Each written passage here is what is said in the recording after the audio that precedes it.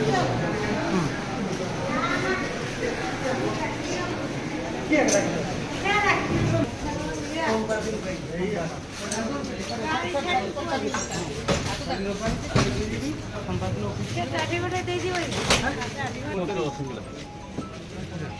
ना ना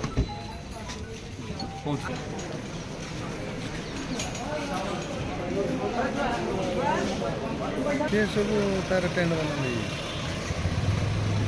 सरपंच माड़ सरपंच को से जाता तदारख करते सकाଳେ 7ଟା 7:30 ସମୟର ଗୋଟେ ଫୋନ୍ ଗଲା ଯେ ସରପଞ୍ଚକୁ ମାଡ଼ ହେଇଛି ବୋଲି।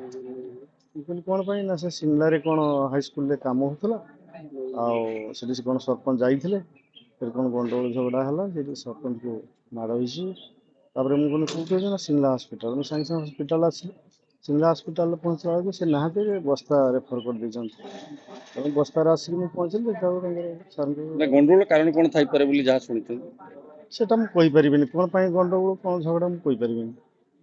କୋଉଠି ଯାଇଥିଲେ ସରପଞ୍ଚ ଆଜ୍ଞା ସରପଞ୍ଚ ଯାଇଥିଲେ କୁଆଡ଼େ କୋଉଠି ଯାଇଥିଲେ ସରପଞ୍ଚ ସେଇ ସ୍କୁଲ ପାଖକୁ ଯାଇଥିଲେ ଯୋଉଠି କାମ ହଉଛି ସେ ସେଠି କାମ ଦେଖିବା ପାଇଁ ଯାଇଥିଲେ। କ'ଣ ପାଇଁ ମୁଁ ଯାଇଥିଲି ମୁଁ ଜାଣିନି କିନ୍ତୁ ସେଠି ତାଙ୍କର କ'ଣ ମାନେ ପିଟାପିଟି କରୁଛନ୍ତି କିଛି କହିପାରିବିନି ଆଜ୍ଞା କେଉଁମାନେ ପିଟାପିଟି ନା କେମିତି ଅବସ୍ଥା ଅଛି ସରପଞ୍ଚ ଅବସ୍ଥା ଏତେ ଭଲ ନାହିଁ କାରଣ କଥାବାର୍ତ୍ତା କିଛି ନାହିଁ ଆଉ ସାଇଲେଣ୍ଟ ରହିଛନ୍ତି ଜଣାପଡ଼ୁନି କ'ଣ ହିସାବରେ କାନ ତାଙ୍କର କାନ ପଟେ ବ୍ଲଡ୍ ବାହାରୁଛି ଏଇ ସାଇଡ୍ ଗୋଟେ ଦାଗ ଅଛି ଆଉ ଏଥିରୁ ତ କହୁଛନ୍ତି ସାର୍ ଯେ ନା ବାଲେଶ୍ୱର ରେଫର କରିଦେବା ପାଇଁ ପଞ୍ଚାୟତବାସୀ ହିସାବରେ କ'ଣ ଦାବି ରଖିବେ ଆମେ ଯିଏ ଯେଉଁମାନେ ଏସବୁ କାମ କରିଛନ୍ତି ତାକୁ ଦଣ୍ଡ କିଛି ବିଧାନ କରିବା ପାଇଁ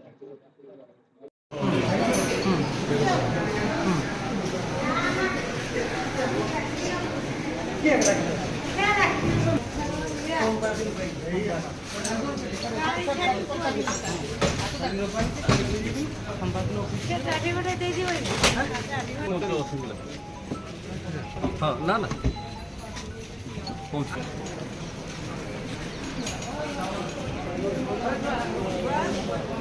ये सब तार टेंट वाला नहीं